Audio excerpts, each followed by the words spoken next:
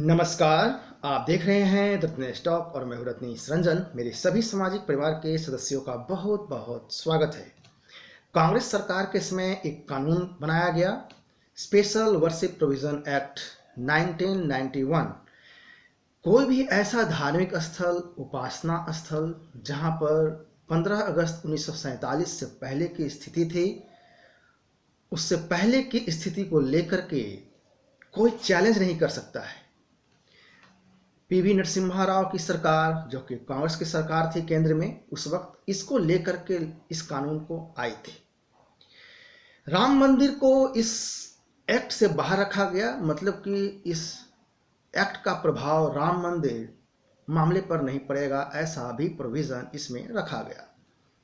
चूंकि राम मंदिर आंदोलन उस समय चरम पर था, यह भी कहा जाता है कि यह लाया भी इसलिए गया था कि जो बीजेपी, आरएसएस और वीएसपी जैसे जो संगठन और दल हैं, इन लोगों के और जो राम में आस्था रखने वाले हैं, वो जो 3 स्थान हैं, अयोध्या, मथुरा, काशी, इसको लेकर के वैसे बीएसपी ने तो 30,000 से भी ऊपर मंदिरों की लिस्ट तैयार कर रखी है, जिसको तोड़ करके मंदिर के मलबे के ऊपर मस्जिद बनाई गई है।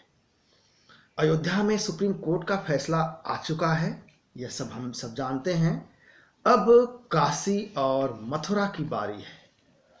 काशी मथुरा का विवाद अदालत में सुनवाई जारी है। स्पेशल प्रोविजन वर्शिप एक्ट 1991 को लाने की जो मानसिकता रही होगी, अब कोई नया विवाद खड़ा न हो, लेकिन ऐसे विषयों पर समाज को स्वयं बैठ करके बातचीत से मामला सुलझाया जाना चाहिए था, राम मंदिर के मामले में भी, लेकिन ऐसा हुआ नहीं। सामाजिक अभिव्यक्ति को अदालती कानून से कब तक रोक सकते हैं?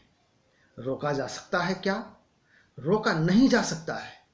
यही वजह है कि अयोध्या मंदिर को लेकर के चल रहे विवाद पर फैसला आने के बाद काशी और मथुरा को लेकर के भी आवाज अब उठने लगी है। सवाल यह भी है कि स्पेशल प्रोविजन वर्शिप एक्ट 1991 है, तो अदालत ने काशी विश्वनाथ व ज्ञानव्यापी मस्जिद पर फैसला कैसे सुना दिया, यह भी समझना पड़ेगा। फास्ट ट्रैक कोर्ट जो वाराणसी की है, उसने ये फैसला सुनाया है।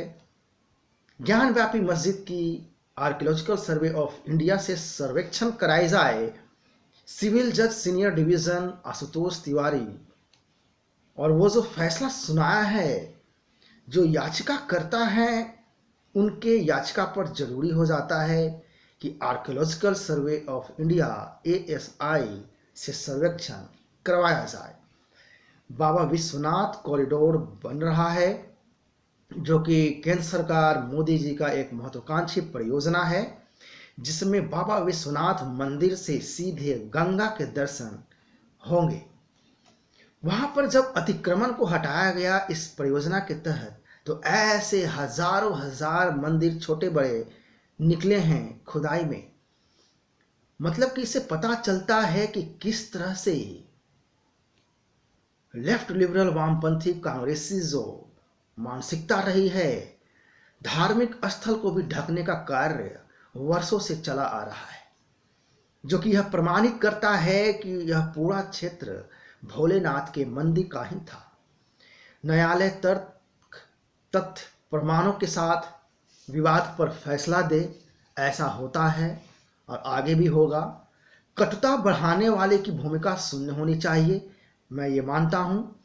यदि किसी के पास वाकई में कुछ तथ्य है, तो अदालत में जाकर अपने तथ्य, तर्क और प्रमाणों को रखे। सिविल जज सीनियर डिवीजन आशुतोष तिवारी जी के फैसले पर, उनके इन फैसले के खिलाफ मुस्लिम पक्षकार हैं सुन्नी वक्फ बोर्ड और अंजुमन इंतजामिया मस्जिद, ये दोनों अब हायर कोर्ट में जाएंगे। इस तरह के मामले पर चर्चा करने या बात रखने को अक्सर हिंदू मुस्लिम विवाद को बढ़ाने के रूप में देखा जाता है, लेकिन जो घटनाएं घट रही हैं उस पर तो बात करनी ही होगी। यदि मंदिर तोड़कर मस्जिद बना दी गई है, बना दी जाती है, तो क्या आवाज इसलिए नहीं उठाना चाहिए कि इससे विवाद बढ़ता है? चुप रहें तो धर्मनिरपेक्षता है, गंगा यमुना तहजीब है, और इस विवाद पे बोले तो कम्युनल है, सांप्रदायिक है। क्या ये तर्कसंगत बात है? विचार अवश्य किया जाना चाहिए। ऐसी धर्मनिरपेक्षता नहीं चाहिए, नहीं चाहिए ऐसी धर्मनिरपेक्षता जहां गंगा यमुना तहजीब के नाम पर अपने ही सनातन धर्म में हुए आघात को हम चुप रहें और इसे गंगा यमुना तहजीब की बात कहें।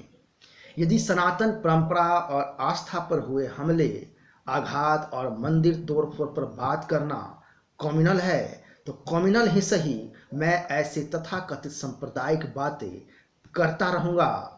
मैं बार बार कहता हूं इस विषय पर, ऐसे मामले मुद्दे जो समाज में कटुता फैला रही हों या विष फैला रही हों, जहर फैला रही हों, उसको ठीक करना तत्काल जरूरी है।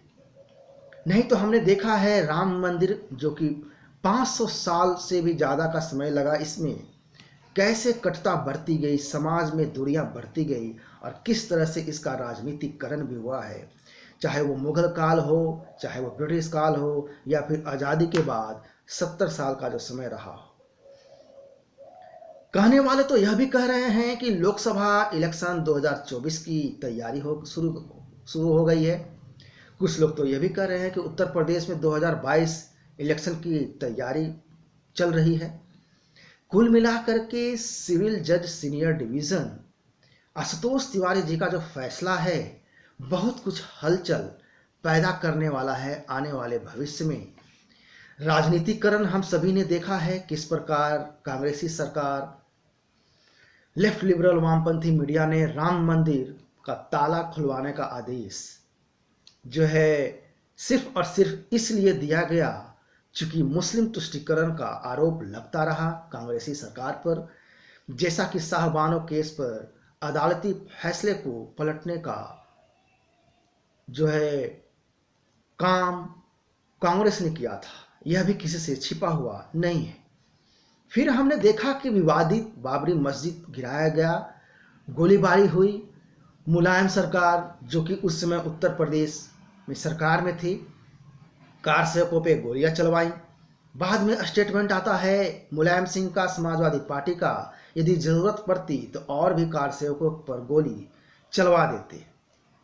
फिर इसके बाद राम को काल्पनिक बताने का काम, राम सेतु को काल्पनिक बताने का काम, और इसको काल्पनिक को और ज़्यादा प्रगाढ़ और मजबूत करने के लिए कांग्रेस की ही सरकार, कांग्रेस के ही वकील अदालत में जाकर के एफिडेविट डालते हैं कि राम तो काल्पनिक है। 2014 में मोदी सरकार आने के बाद इस मामले को फास्ट ट्रैक कोर्ट में लाने का प्रयास हुआ और फास्ट ट्रैक कोर्ट में यह मामला आया भी।